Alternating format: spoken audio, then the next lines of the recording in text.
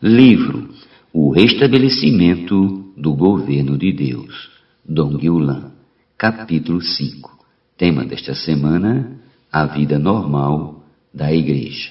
Meta de hoje, leitura das páginas 83 a 86. A aliança. No capítulo 9 de Neemias, outro assunto importante é tratado, o jejum. Jejum não é meramente um ritual ou uma cerimônia religiosa. Não é simplesmente deixar de comer em uma determinada data, nem um sacrifício voluntário que resolvemos fazer. Para entender o que é o jejum verdadeiro, precisamos recordar algumas experiências que temos no viver diário. Às vezes ficamos tão preocupados diante de situações importantes e decisivas que inexplicavelmente perdemos a fome. Não há comida que nos atraia. Na esfera espiritual ocorre a mesma coisa. Em certas situações que envolvem os irmãos, a igreja, a obra e a nós mesmos, nos dedicamos simples e espontaneamente à oração e perdemos o apetite, ou seja, não temos vontade de comer nem beber. É como se nosso corpo, nossa alma e nosso espírito fosse tomado por tais questões e apenas desejasse a mais íntima comunhão com Deus. Assim é o verdadeiro jejum, uma prática que resulta de um forte encargo interior. A partir daí, o povo de Israel começou a entender o que era o jejum e praticá-lo de forma adequada. Todo o capítulo 9 nada mais é que uma recordação da aliança entre Deus e seu povo. Devemos ler esse capítulo com muita atenção, pois ele é nossa própria história e testemunho fiel do cuidado amoroso do Senhor desde nosso nascimento até hoje. Ele nos tem conduzido maravilhosamente, trazendo-nos a participar da edificação de sua casa e dos muros, para vivermos uma vida normal e plena de sentido e esperança. Diante disso, só nos resta consagrar-nos uma vez mais ao Senhor e fazer com Ele uma aliança, conforme lemos. Por causa de tudo isso, estabelecemos a aliança fiel e o escrevemos e selaram-na os nossos príncipes, os nossos levitas e os nossos sacerdotes. Versículo 38. Somos povo de propriedade exclusiva do Senhor, um povo consagrado ao Senhor e disposto a guardar sua palavra e não mais viver para o mundo. Nossa vida é Cristo e nosso viver é a Igreja. Os termos da aliança continuam até o final do capítulo 10 de Neemias. Nos versículos a seguir, notamos a disposição do povo em servir. Também sobre nós pusemos preceitos, impondo-nos cada ano a terça parte de um ciclo para o serviço da casa do nosso Deus, e para os pães da proposição, e para a contínua oferta de manjares, e para o contínuo holocausto dos sábados e das festas de lua nova, e para as festas fixas, e para as coisas sagradas, e para as ofertas pelo pecado, e para fazer expiação por Israel, e para toda a obra da casa do nosso Deus. Versículos do 32 ao 33. Como podemos perceber, todos se dispuseram a dedicar-se à casa do Senhor, pois sabiam que esse era seu desejo. Essa é a condição normal dos filhos de Deus. Por sua misericórdia e graça, fomos conduzidos à igreja para servi-lo conforme sua vontade.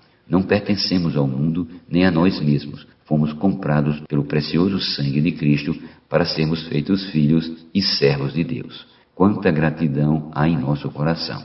Portanto, diante de tão grande bênção, nossa espontânea reação é consagrar ao Senhor tudo o que temos e tudo o que somos. Nosso ser, nossa família e nossos bens. Devemos entregar tudo a Ele para que seja útil em sua obra. O povo de Israel consagrou-se para manter a casa de Deus com todos os serviços necessários. Eles se dispuseram a ofertar para as diversas festas e para os sacrifícios. Havia festas fixas e holocaustos contínuos dos sábados e das luas novas. Isso significa que sempre há oportunidade de nos consagrar para servir ao Senhor. Por vezes passamos por fases de altos e baixos em nossa vida, assim como as fases da lua, nova, crescente, cheia e minguante. Não importa se nossa situação já foi melhor e agora estamos numa fase espiritual ruim. Lembremos-nos que temos sempre esperança, há sempre uma nova oportunidade, pois a lua nova reaparece todos os meses. Cristo é nossa lua nova, o nosso começo. Aleluia! Basta nos consagrar outra vez ao Senhor e Ele desimpedirá o caminho para o servirmos e nos dará um novo começo. Mesmo que estejamos com a lua na fase minguante, não desistamos. Devemos estar cientes de que Satanás pretende desanimar-nos com suas mentiras. Não podemos cair em suas ciladas. Seja qual for nossa situação, devemos nos voltar ao Senhor, invocando o seu nome, e Ele nos dará um novo começo e uma nova fase da lua surgirá em nossa vida. Leamos. E que também traríamos as primícias da nossa terra e todas as primícias de todas as árvores frutíferas, de ano em ano, à casa do Senhor. Neemias capítulo 10, versículo 35. Esse deve ser nosso procedimento nas reuniões da igreja. Oferecer ao Senhor e compartilhar com os irmãos as primícias, isto é, a melhor porção de Cristo que desfrutamos em nossa experiência diária. O versículo 36 começa assim: os primogênitos dos nossos filhos. Primogênito significa a melhor parte, portanto sempre temos de oferecer ao Senhor a melhor parte de nosso tempo, de nossa vida e de todo o nosso vigor. Devemos entregar o melhor ao Senhor. Por exemplo, assim que acordamos pela manhã, devemos dar-lhe os primeiros momentos antes de nos ocuparmos com outras coisas. Prosseguindo em Neemias 10, o versículo 37 nos ensina algo mais. As primícias da nossa massa, as nossas ofertas, o fruto de toda a árvore, o vinho e o azeite traremos aos sacerdotes, às câmaras da casa do nosso Deus. Aprendemos que não devemos trazer somente as primícias cruas, como frutos e demais produtos em seu estado natural, mas trazer também ofertas elaboradas nas quais gastamos tempo. Devemos não só trazer as primícias da videira, mas amassar a uva até transformá-la em vinho, moer o trigo até virar farinha, espremer a azeitona até virar azeite e fazer o pão. Em outras palavras, precisamos levar às reuniões o resultado do nosso desfrute de Cristo, da palavra, a resposta da oração, a lição aprendida e a experiência que vivenciamos. Esse é o alimento elaborado e pronto que devemos levar também para o desfrute dos irmãos.